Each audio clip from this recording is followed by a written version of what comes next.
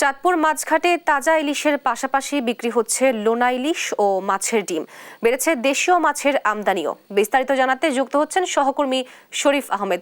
শরীফ, ইলিশের দাম নিয়ে ক্রেতার প্রতিক্রিয়া কি জানাবেন?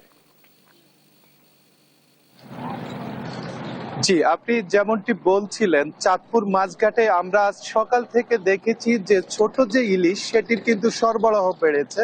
অপরদিকে বড় সাইজের ইলিশের কিন্তু সরবরাহ কমেছে। এর পাশাপাশি কিন্তু এখানে যে দেশীয় প্রজাতির মাছ অর্থাৎ পাঙ্গাস, পোয়া এবং নদীর মাছগুলোর কিন্তু সরবরাহ ঘাটে বেড়েছে। এই চাঁদপুর মাছঘাটে আমরা দেখেছি তাজা ইলিশের পাশাপাশি লোনা ইলিশ এবং ইলিশের ডিম বিক্রি হচ্ছে।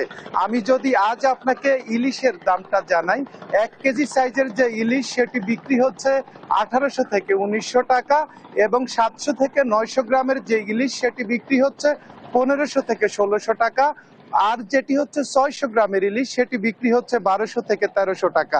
আমরা সকাল থেকে দেখেছি নদী থেকে ইলিশ ধরে আড়তে আনছেন জেলেরা, আনার পর সেগুলো আড়তে তোলা হচ্ছে, আড়তে তুলে কিন্তু সেগুলোকে নিলাম ডেকে বেচা হচ্ছে।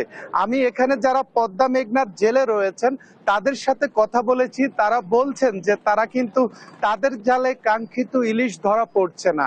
তারা বলছেন যে তারা আশা করেছিলেন মা ইলিশ অভিযান শেষে কিন্তু তাদের জালে ঝাঁকে ঝাঁকে ইলিশ ধরা পড়বে। যে পরিমাণ ইলিশ তারা পাচ্ছেন এতে করে কিন্তু তাদের পোষাচ্ছে না, অর্থাৎ তারা এই যে ইলিশ বিক্রি করে তাদের যে বিগত দিনের ধার দেনা সেগুলো পরিশোধ করবেন, কিন্তু সেগুলো তারা পরিশোধ করতে পারছেন না।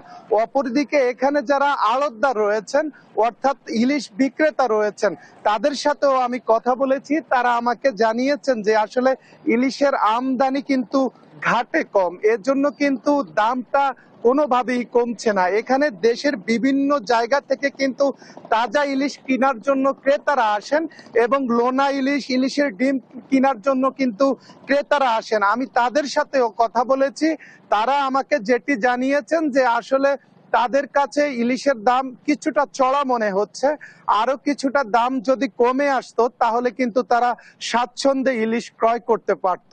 তবে আমি একটা আশার কথা জানিয়ে রাখি, আমি কথা বলেছি চাঁদপুর নদী কেন্দ্রের যিনি বৈজ্ঞানিক কর্মকর্তা আবু কাউসার দিদারের সাথে।